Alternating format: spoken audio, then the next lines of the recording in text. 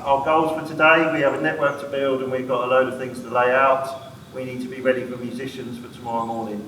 So we're going to be testing musicians, interactions, collaboration. And it's getting all the desks set up so that we can have the engineers in a separate area. Obviously it's all socially distant at that point.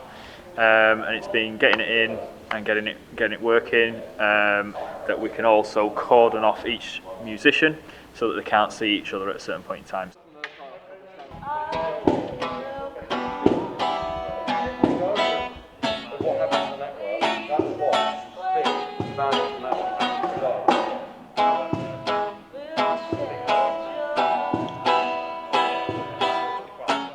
It's quite a tricky process because what we're doing is absolutely brand new.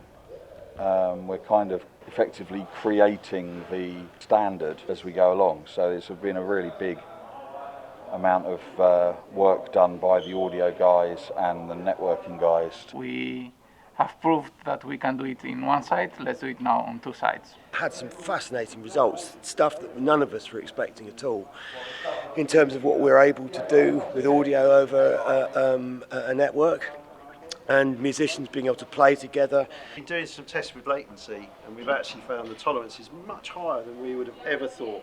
The key part of this project is to allow musicians to play remotely. So today we find out how technically this changes, how they interact differently, and so another exciting day of research. The technology becomes this sort of invisible layer. Normally you're very aware of the technology, the stereo mix, the sound in your head.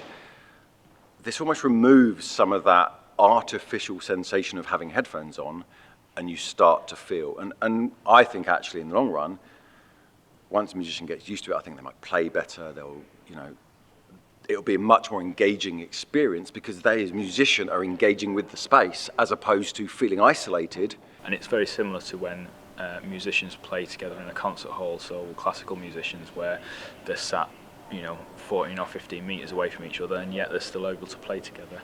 All right, got a conductor or a click or what have you, but it's still, they're still able to do that, and the theory being that actually it's a more natural hearing environment and that the brain is having to work less hard to decode everything, and actually it's then able to cope with the latencies a lot better.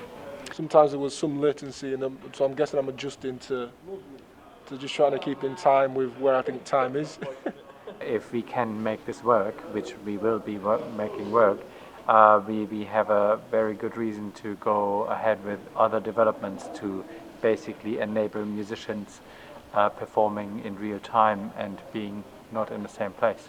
You don't want this guy, you don't want that guy, you wanna touch yourself and you see. By having some loudspeakers that can provide surround information and some immersive information, we can just open up the experience a little bit more for the live audience, as well as the people who are doing AR and VR experiences with headphones in.